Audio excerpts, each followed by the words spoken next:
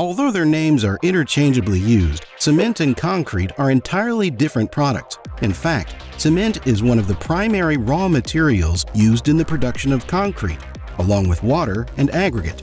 The process of concrete making starts with making cement, the crucial binding material that holds the water and aggregates together in concrete.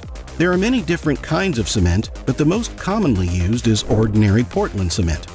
It was named by its inventor as such because its color resembled the stone quarried on the Isle of Portland in Dorset, England. The primary raw materials used in cement production are limestone and clay. They are typically obtained from quarries by blasting or using heavy machinery to extract them from the Earth's crust. The extracted materials are transported to the crushing plant, where they are crushed into smaller pieces. The crushed limestone and clay are then mixed in appropriate proportions to form a raw meal. The raw meal is transferred to a mill, which consists of a large rotating cylinder. Inside the mill, the raw materials are ground into a fine powder. This grinding process enhances the efficacy of the subsequent chemical reactions and ensures the uniformity of the raw meal composition. The powdered raw meal is then heated in a preheated tower, where hot gases from the kiln are used to raise the temperature. As the raw meal moves through the preheater, it undergoes partial calcination, which means that some of the carbonates in the limestone decompose to form calcium oxide, lime.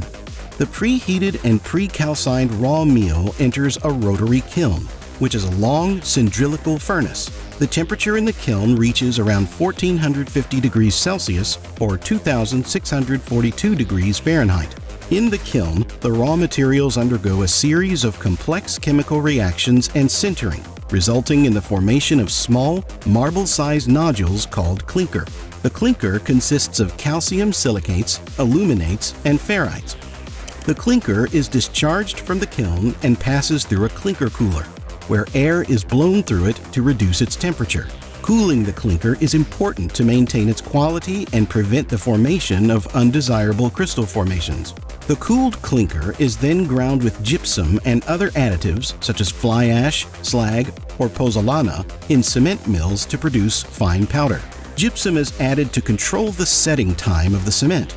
Once prepared, the cement is ready for transport to the concrete factory. Because cement is such a crucial part of concrete, cement plant laboratories check each step in the manufacture by frequent chemical and physical tests. The labs also analyze and test the finished product to ensure that it complies with all industry specifications. Now that the cement is ready, it's time to source the aggregate. Aggregate is the most important component of concrete, comprising up to 75% of concrete by volume. When it comes to composition, aggregate is composed of both gravel and sand. The sand is added so the spaces in between the gravel are completely filled, thereby giving the concrete stronger bonding and consistency. A well-graded aggregate, which is a balanced mixture of coarse and fine particles, reduces the requirement of cement, thereby making the whole process much more cost-effective.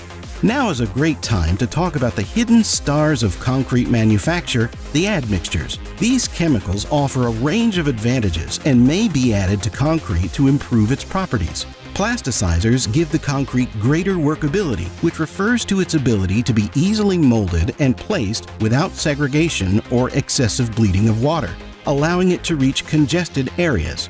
Accelerators or retarders are another type of admixture that fasten or slow down the setting time for concrete. Due to the fact that concrete cracks under tension, many chemical additives have been developed to increase the tensile strength of concrete. Concrete may also be strengthened by using fibers made of stainless steel, glass, and carbon. With the raw materials all there, concrete production can finally begin. The first step is to measure the proportions of cement, aggregate, admixtures, and water based on the desired strength and characteristics of the concrete. In fact, concrete mix design is an entirely different discipline dedicated to finding out the right proportions of raw materials in order to reach a target tensile strength.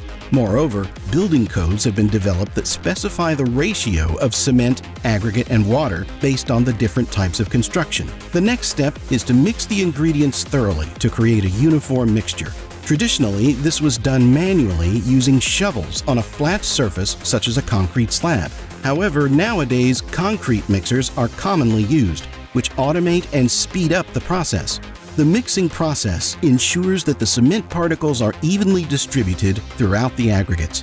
Once the dry ingredients are mixed, the water is added gradually while continuing to mix. When water and cement are mixed together, a paste called cement paste is formed. The hydration process generates heat and continues over an extended period, gradually increasing the strength and durability of the concrete.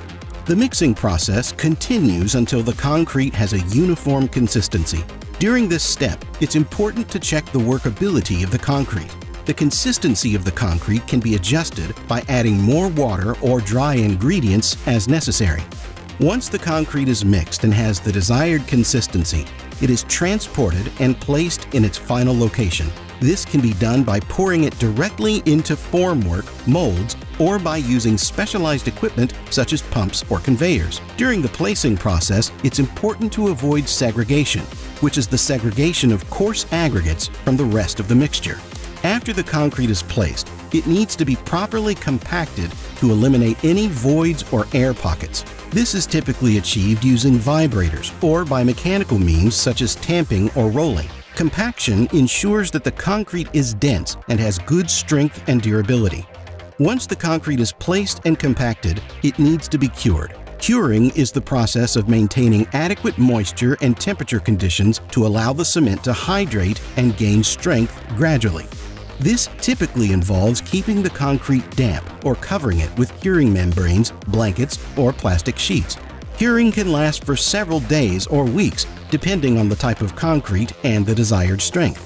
After the concrete has cured sufficiently, various finishing techniques can be applied to achieve the desired surface texture and appearance. This can include techniques such as smoothing, leveling, troweling, or applying decorative finishes. Owing to its versatility, cement is the most widely used construction material. In just the United States, over $4 billion worth of hydraulic cement, a variety that hardens underwater, is produced annually for use in $20 billion worth of concrete construction. Globally, the concrete industry is estimated to be over $600 billion, which, trust me, is a lot of zeros.